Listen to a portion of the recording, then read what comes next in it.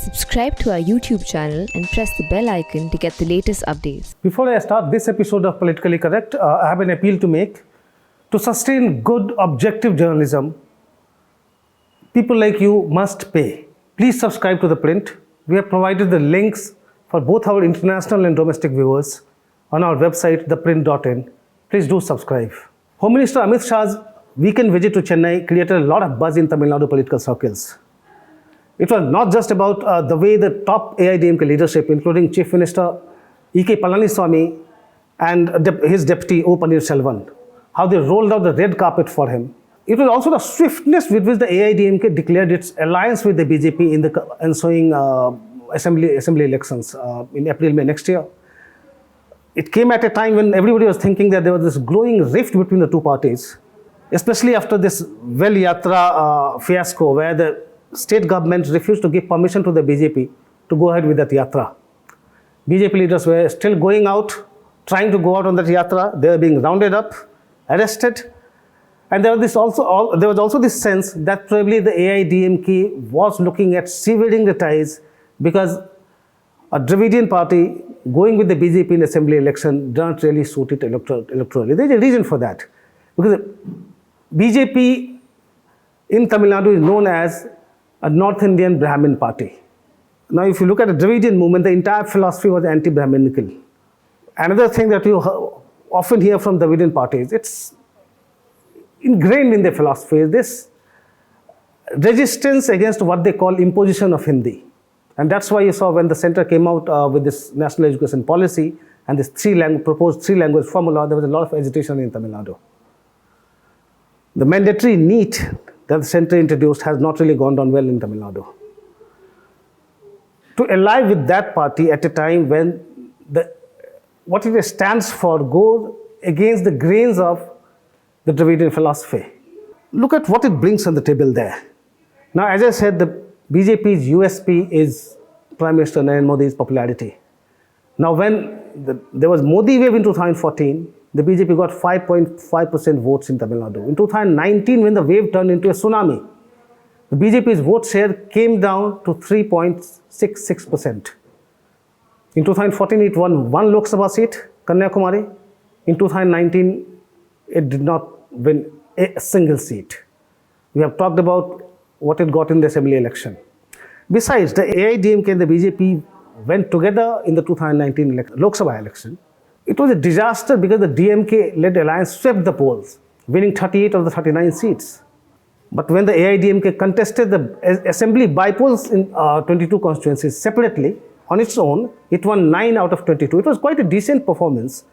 And actually, it was able to retain its government, retain power. In that backdrop, obviously, there was a lot of skepticism about durability of this alliance, whether it will continue in the state or whether they will split before the next assembly elections. But as we know, last Saturday, Pannirselvan announced this alliance for the next assembly election also. In this episode of the Politically Correct, I would actually like to explain what this alliance means for the AIDMK and what it means for the BJP. If you were to ask DMK leaders, they would actually tell you that, in the last 4 years, central agencies like CBI, ED, income tax, they have been preparing the ground for the BJP. It's a bit of a cynical explanation, but they tell you, how this sand mining baron Shekhar Reddy was arrested. He was raided first by the income tax department, then CBI, and Shekhar Reddy was alleged to have very strong have a friendship with many AIDMK leaders, and CBI later closed the case. That's what DMK leaders allege, that CBI closed the case because of its understanding with the AIDMK. Then you saw how Health Minister Vijay Bhaskar, he was raided by the CBI. There were raids on the sitting Chief Secretary, the sitting DGP. Now we don't know, for the last 2-3 years, actually we haven't heard much about those cases. What the DMK says is, how the AIDMK ministers and leaders, they are also jittery because of those raids. And that has probably forced them to come under the BJP's patronage. But that's the DMK and the Congress people talking about what they are talking about. And you expect political adversaries to try to score some brownie point by, making such allegations. These allegations are not very unfamiliar in India's politics today. So we'll not go about that. I mean, we'll not talk about that. Alliance with the BJP brings to the table, therefore, the AIDMK is how I look at it. Any government in the state would like to be on the right side of the ruling party at the center. It gives you a lot of advantage in terms of funding, grants, schemes. So if you really want to pursue a development agenda, it's good to have the center with you. And that's why you have seen many regional parties also. Say TRS until recently, BJD in Odisha. I mean, they have all been aligned with the BJP at the center in parliament. Because you want to have the center on your side. That's one reason. Second reason is BJP, somehow you believe it or not, but it becomes a kind of cementing factor. If the AIDMK had not allied with the BJP, what would happen?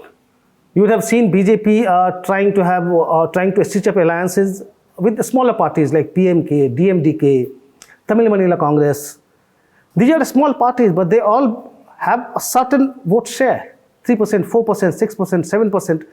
Now, at a time when the AIDMK does not have Jayalalitha to lead the campaign, she is no more, Palaniswamy has his back to the wall actually. He needs all hands on the deck, all possible parties, all small parties, all together with it. And BJP is a big help there. And BJP itself, you may call it an anti-Brahminical party, but Brahmins also constitute about 2.5 to 3% of population in Tamil Nadu. It may be a small fraction of the population, but it does help the AIDMK if you have such a tight contest.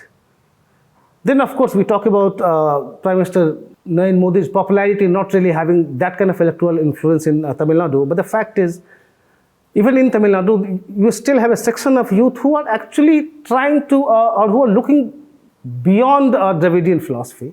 They don't mind reading Hindi. Now, this entire Dravidian thing about, you have to repel Hindi and you want to study only in Tamil. It's a North Indian party. You do not want that party to set foot in your state or to have any influence in your state. These things don't really work. Prime Minister Narendra Modi may not be the most popular leader in Tamil Nadu, but he still has certain vote bank. He still has support from a section of the youth. Now, I have not been to Tamil Nadu for the last few months, but my feedback is based on my conversation with many of my friends in Chennai and other parts of Tamil Nadu. And they say, yes, Modi may not be the decisive factor, but he can still get you some votes.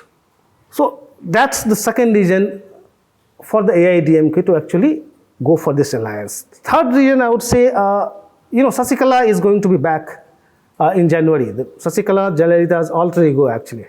Now, there were circumstances in 2017. You saw how Paneerselvan and Palaniswamy, they came together to oust her and her nephew, Dinakaran. But once she is back, she may not be a big political factor there. She is not a mass leader. She was just somebody who was trusted by Jayalalitha.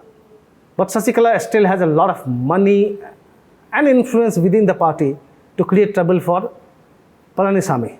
Now, Palaniswamy and Paneerselvan may not like her to disturb the existing power arrangement in the government or in the party, but they wouldn't really like her to get into some disruptions in the sense that, you split the AIDMK, section of AIDMK leaders are there with you, you split some others and you have a separate party with Dinakaran. That won't really suit Palaniswamy's agenda. BJP can be a big help there because look, Sasikala was convicted in the proportionate assets case. She is out now, but there are many other cases in which she is still under the scanner of many central agencies.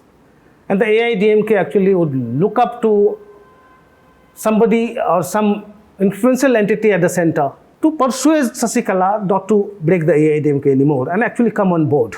That's also the advantage for the AIDMK in this alliance now. There are many other factors, but just to cut it short, let me come to what it brings to the BJP on the table.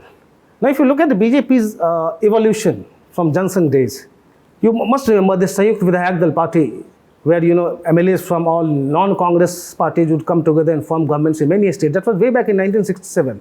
That was the first time you saw Jan Sangh using alliance to actually spread its influence. Later on, in subsequent years, you see how, even in Gujarat, for instance, you saw BJP allying with the Janata Dal and finally getting power, getting its own chief minister in 1995. And after that, you don't really see any party there. You look at what it has done in the Northeast. Even in Nagaland, which has 90% of the Christian population, you have a deputy chief minister from the BJP. In Manipur, you have, if you look at Christian Muslim population, like they are more than 50% actually. It's being ruled by the BJP. Now, BJP was nowhere there in the Northeast until just about 5 years back. Right now, with its alliance partners, it's ruling the roost. So, what this alliance brings to the BJP is actually to give it a foothold in the state. It will give the BJP an opportunity to expand its footprints. Now, Amit Shah, while talking with party leaders in Chennai, he said that, well, we should work hard so that we are in power 5 years later in Tamil Nadu. And he is looking at a 5 years window. That may be an ambitious target. But we know how Amit Shah has transformed the entire political landscape of the country. How he has brought BJP to power in states which we didn't imagine until a few years back. So right now, we may be very skeptical about the BJP's expansionist plan in Tamil Nadu, but I would say never discount Amit Shah.